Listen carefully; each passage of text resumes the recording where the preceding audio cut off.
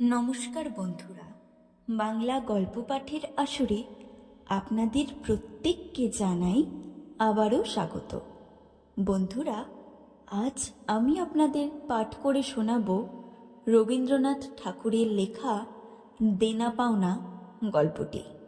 গল্পটি শুনতে আপনাদের ভালো লাগলে লাইক কমেন্ট করবেন, বন্ধুদের সাথে শেয়ার করবেন আর চ্যানেলটিকে অবশ্যই সাবস্ক্রাইব করে রাখবেন। শুরু হচ্ছে আজকের গল্প দেনা পাওনা। গল্প পাঠে আমি রিমা। 5 ছেলের পর যখন এক কন্যা জন্মিল, তখন বাপ মায়ে অনেক আদর করিয়া তাহার নাম রাখিলেন নিরুপমা। এই গোষ্ঠীতে এমন শৌখিন নাম ইতিপূর্বে কখনো শোনা যায় নাই। প্রায় ঠাকুর দেবতার নামই প্রচলিত ছিল। গণেশ, কার্তিক, পার্বতী তাহার উদাহরণ। এখন নিরুপমার বিবাহের প্রস্তাব চলিতেছে। তাহার পিতা রামসুন্দর মিত্র অনেক খোঁজ করেন, কিন্তু পাত্র কিছুতেই মনের মতন হয় না। অবশেষে মস্ত এক রায়বাহাদুরের ঘরের একমাত্র ছেলেকে সন্ধান করিয়া বাহির করিয়াছেন। উক্ত রায়বাহাদুরের পৈতৃক বিষয়াশয় যদিও অনেক হ্রাস হইয়া আসিয়াছে, কিন্তু বনেদি ঘর বটে। বরপক্ষ হইতে 10,000 টাকা পণ এবং বহুল দান সামগ্রী চাইয়া বসিল। রামসুন্দর কিছুমাত্র বিবেচনা না করিয়াই তাহাতেই সম্মত হইলেন। এমন পাত্র কোনো মতে হাতছাড়া করা যায় না। কিছুতেই টাকার জোগাড় আর হয় না।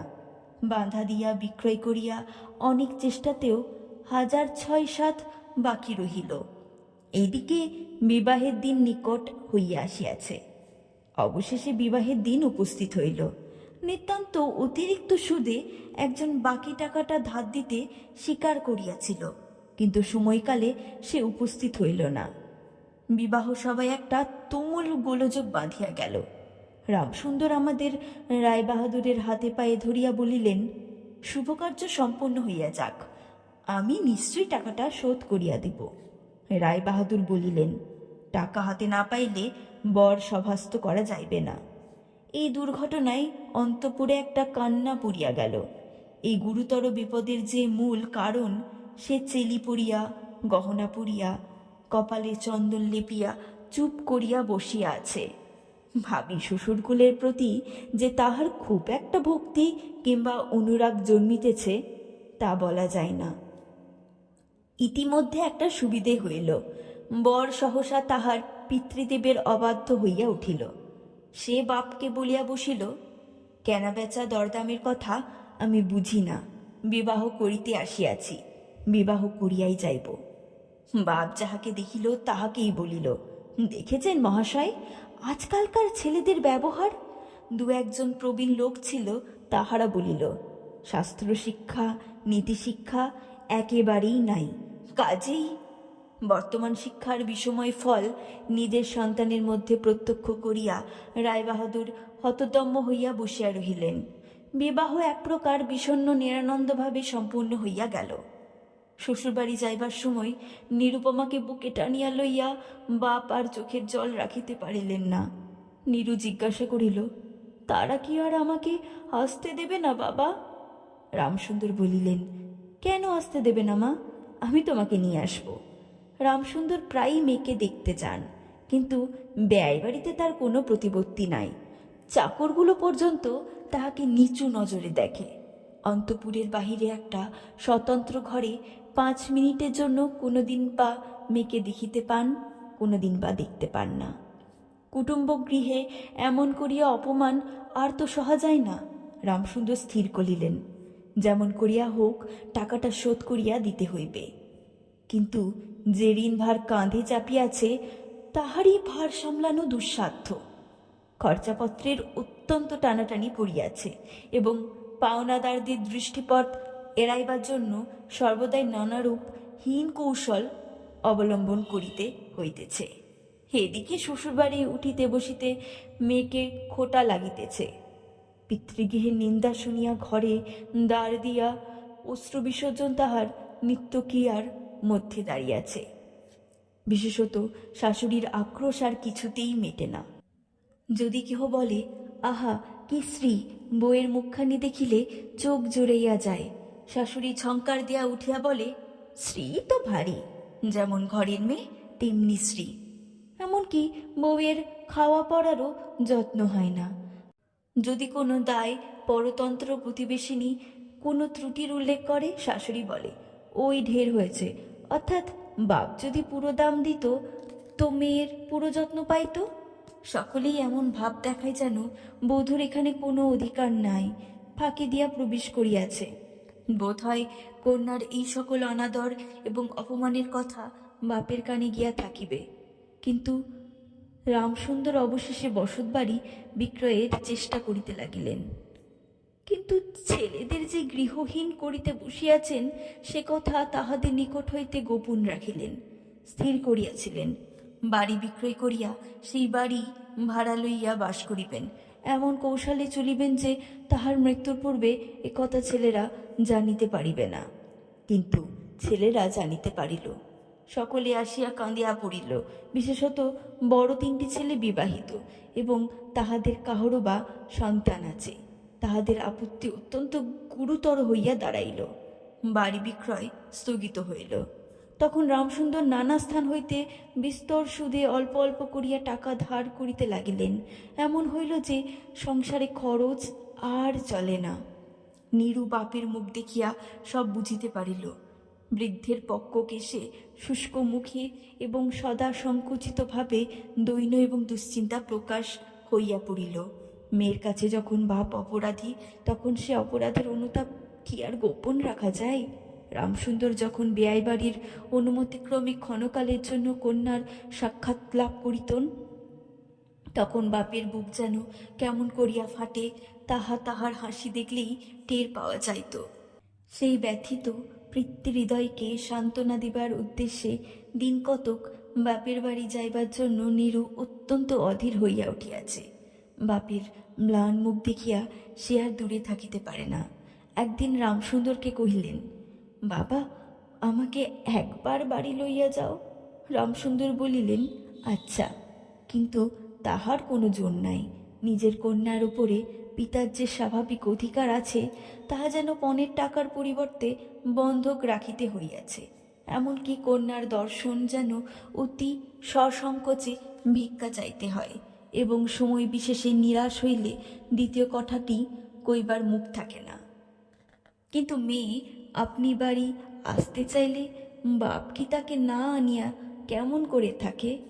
তাই বেআইয়ের নিকট সে সম্বন্ধ দরখাস্ত পেশ করিবার পূর্বে রামসুন্দর কত হীনতা, কত অপমান, কত ক্ষতি স্বীকার করিয়া যে 3,000 টাকা সংগ্রহ করিয়াছিলেন, সে ইতিহাস গোপন থাকাই ভালো। নোট কখানি রুমালে জড়াইয়া চাদরে বাঁধিয়া রামসুন্দর বেআইয়ের নিকট গিয়া বসিলেন। প্রথমে হাস্যমুখে পাড়ার খবর পাড়িলেন। হরেকৃষ্ণের বাড়িতে একটা মস্ত চুরি হইয়া গিয়াছে, তাহার আদ্যপান্ত বিবরণ করিলেন। নবীন মাধব ও রাধা মাধব দুই ভাইয়ের তুলনা করিয়া বিদ্যাবুদ্ধি ও স্বভাব সম্বন্ধে রাধা মাধবের সুখ্যাতি এবং নবীন মাধবের নিন্দা করিলেন। শহরে একটা নতুন ব্যামো আসিয়াছে, সে সম্বন্ধে অনেক আজগুবি আলোচনা করিলেন। অবশেষে হুকোটি নামাইয়া রাখিয়া কথায় কথায় বলিলেন, হা হা বেয়াই, সেই কথাটি বলি তাহলে। টাকাটি বাকি আছে বটে, রোজই মনে করি অমনি হাতে করে কিছু নিয়ে যায়, কিন্তু সময়কালে মনে থাকে না। আর ভাই বুড়ো হইয়া পড়েছি, এমন এক দীর্ঘ ভূমিকা করিয়া পঞ্জরে 3খানি অস্থির মতো সেই 3খানি নোট যেন অতি সহজে অতি অবহেলে বাহির করিলেন। সবেমাত্র 3,000 টাকার নোটে দেখিয়া রায়বাহাদুর অট্টহাস্য করিয়া উঠিলেন। বলিলেন, থাকবে আই, ওতে আমার কাজ নেই। একটা প্রচলিত বাংলা প্রবাদ উল্লেখ করিয়া বলিলেন, সামান্য কারণে হাত দুর্গন্ধ করিতে তিনি চান না। এই ঘটনার পরে মেয়েকে বাড়ি আনিবার প্রস্তাব কাহারও মুখে আসে না। কেবল রামসুন্দর ভাবিলেন, সে সকল কুটুম্বিতার সংকোচ আমাকে আর শোভা পায় না। মর্মাহতভাবে অনেকক্ষণ চুপ করিয়া থাকিয়া অবশেষে মৃদুস্বরে কথাটা পারিলেন। রায়বাহাদুর কোনো কারণ মাত্র উল্লেখ না করিয়া বলিলেন, সে এখন হচ্ছে না। এই এই বলিয়া কর্মোপলক্ষে স্থানান্তরে চলিয়া গেলেন।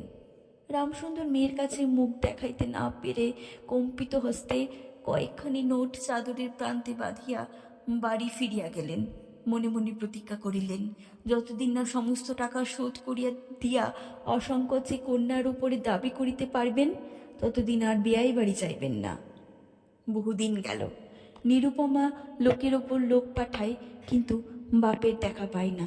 অবশেষে অভিমান করিয়া লোক পাঠানো বন্ধ করিল। তখন রামসুন্দর মনে বড় আঘাত লাগিল, কিন্তু তবু গেলেন না। আশ্বিন মাস আসিল। রামসুন্দর বলিলেন, এবার পুজোর সময় মাকে ঘরে আনিবই, নইলে আমি। খুব একটা শক্ত রকম শপথ করিলেন। পঞ্চমী কি ষষ্ঠীর দিনে আবার গুটি কতক নোট বাঁধিয়া রামসুন্দর যাত্রার উদ্যোগ করিলেন। 5 বছরের এক নাতি আসিয়া বলিল, দাদা, আমার জন্য গাড়ি কিনতে যাচ্ছিস? বহুদিন হইতে তাহার ঠেলা গাড়িতে চড়িয়া হাওয়া খাইবার শখ হইয়াছে, কিন্তু কিছুতেই তাহা মেটাবার উপায় হইতেছে না। 6 বছরের এক নাতনি আসিয়া সরোদনে কহিল, পূজার নিমন্ত্রণে যাইবার মতো তাহার একখানিও ভালো কাপড় নাই। রামসুন্দর তাহা জানিতেন এবং সে সম্বন্ধে তামাক খাইতে খাইতে বৃদ্ধ অনেক চিন্তা করিয়াছেন। রায়বাহাদুরের বাড়ি যখন নিমন্ত্রণ হইবে, তখন তাহার পুত্রবধূগণকে অতি যৎসামান্য অলঙ্কারে অনুগ্রহ পাত্র দরিদ্রের মতো যাইতে হইবে। এ কথা স্মরণ করিয়া তিনি অনেক দীর্ঘ নিঃশ্বাস ফেলিয়া, কিন্তু তাহাতে তাহার ললাটের বার্ধক্য রেখা গভীরতর অঙ্কিত হইয়া ছাড়া আর কোনো ফল হয় নাই। দৈনবিরুদ্ধ গৃহের কন্দনধ্বনি কানে লইয়া বৃদ্ধ তাহার বেয়াই বাড়িতে প্রবেশ করিলেন। আজ তাহার যে সংকোচ ভাবনায় দ্বাররক্ষী এবং মৃত্যুদের মুখের প্রতি সেই শঙ্কিত চকিত সলজ্জ দৃষ্টিপাত দূর হইয়া গিয়াছে, যেন আপনার গৃহে প্রবেশ করিলেন। শুনিলেন রায়বাহাদুর ঘরে নাই, কিছুক্ষণ অপেক্ষা করিতে হইবে। মনের উচ্ছ্বাস সংবরণ করিতে পারলেন না। রামসুন্দর কন্যার সহিত সাক্ষাৎ করিলেন। আনন্দে 2 চোখ দিয়া জল পড়িতে লাগিল। বাপও কাঁদে, মেয়েও কাঁদে, 2 জনে কেহ আর কথা কহিতে পারে না। এমন করিয়া কিছুক্ষণ গেল। তারপরে রামসুন্দর কহিলেন, এবারে তোকে নিয়ে যাচ্ছি মা, আর কোনো গোল নাই। এমন সময়ে রামসুন্দরের জ্যৈষ্ঠ পুত্র হরমোহন আর 2 ছেলে সঙ্গে লইয়া সহসা ঘরে প্রবেশ করিলেন। পিতাকে বললেন, বাবা, আমাদের তবে এবার পথে ভাসালে? রামসুন্দর সহসা অগ্নিমূর্তি হইয়া বলিলেন, তোদের জন্য কি আমি নরকগামী হব? আমাকে তোরা আমার সত্য পালন করতে দিবি নে? রামসুন্দর বাড়ি বিক্রয় করিয়া বসিয়া আছেন। ছেলেরা কিছুতে জানিতে না পায় তাহার অনেক ব্যবস্থা করিয়াছিলেন, কিন্তু তাহারা জানিয়াছে দেখিয়া তাহাদের প্রতি হঠাৎ অত্যন্ত রুষ্ট ও বিরক্ত হইয়া উঠিলেন। তাহার নাতি তাহার 2 হাঁটু সবলে জড়িয়া ধরিয়া মুখ তুলিয়া কহিল, দাদা, আমাকে গাড়ি কিনে দিলে না? নতশির রামসুন্দরের কাছে বালক কোনো উত্তর না পাইয়া নীরুর কাছে গিয়া বলিল, পিসিমা, আমাকে একখানা গাড়ি কিনে দেবে? নিরুপমা সমস্ত ব্যাপার বুঝিতে পারিয়া কহিল, বাবা, তুমি যদি আর 1 পয়সা আমার শ্বশুরকে দাও, তাহলে তোমার মেয়েকে দেখতে পাবে না। এই তোমার গা ছুঁয়ে বললুম। রামসুন্দর বললেন, ছি মা, অমন কথা বলতে নেই।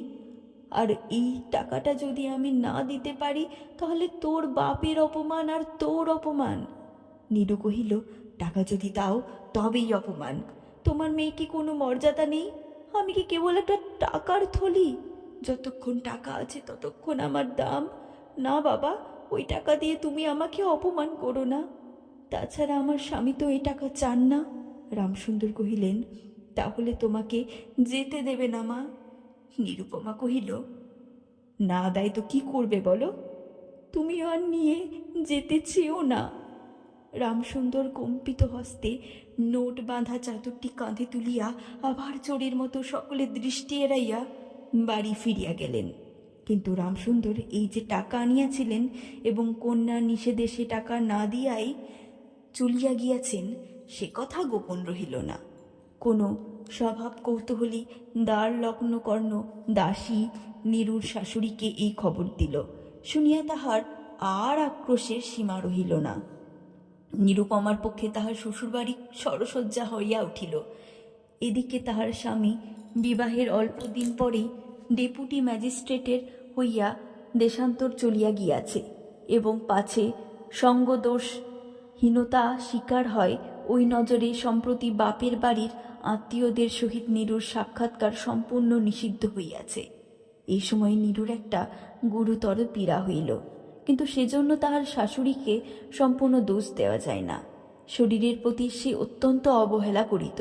কার্তিক মাসের হিমের সময় সমস্ত রাত মাথার দরজা খোলা, শীতের সময় গায়ে কাপড় নাই, আহারের নিয়ম নাই। দাসীরা যখন মাঝে মাঝে খাবার আনিতে ভুলিয়া যাইত, তখন সে তাহাদের একবার মুখ খুলিয়া স্মরণ করিয়া দেওয়া, তাহাও সে করিত না।